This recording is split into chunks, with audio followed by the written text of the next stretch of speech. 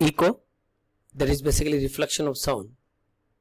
So if we shout or clap near a suitable reflecting object such as a tall building or a mountain, we will hear the same sound again a little later time. This sound which we hear is called an echo. See this activity. Or make voice while standing at some distance from a high and huge wall, building or hill. We can hear the clapping of our hands or voice again after some short interval of time. This phenomenon is the echo. Minimum distance between the source of sound and the reflecting body for formation of the echo. This situation we are discussing when we will say there is a wall and there is an observer, and this observer is straight line with respect to this wall. For that situation we are discussing. We know persistence of hearing for human ear is 0.1 second or 1/10 second.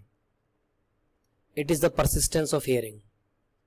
It means if we are listening to sounds in the interval of 1/10 second at least or more than it, then we will hear clearly the two sounds. It means the minimum time gap between the original sound and an echo must be 0.1 second or 1/10 second. Now we will calculate what is that minimum distance. Let me say this is a wall and there is an observer.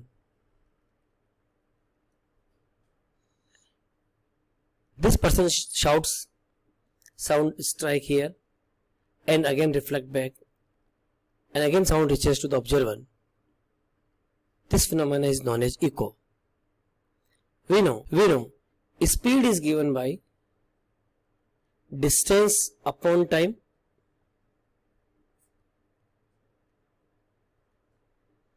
If I say this distance is d, it means sound is traveling from this point to this point, that is d distance, again this point to this point, that is d distance, d plus d, it is 2d distance. So this is 2d upon t, and let I say speed is given by v. If we have to calculate this distance d, we will write d is given by v into t divided by 2, and we know this t in which the sound is traveling the 2d distance, it should be at least 0.1 second or 1/10 second. So we can write it is v by 2. In place of the t we are writing 1/10, so it is written as v by 20. It means the minimum distance required to hear an echo is 1/20th part of the magnitude of the velocity of sound in air. And generally we know speed of sound in the air is given by 344 meter per second, so it is 344 divided by 20, and when we will solve it, it will be 17.2 meter. So the minimum distance between the source of sound and the reflecting body for the formation of the echo must be at least 17.2 meter.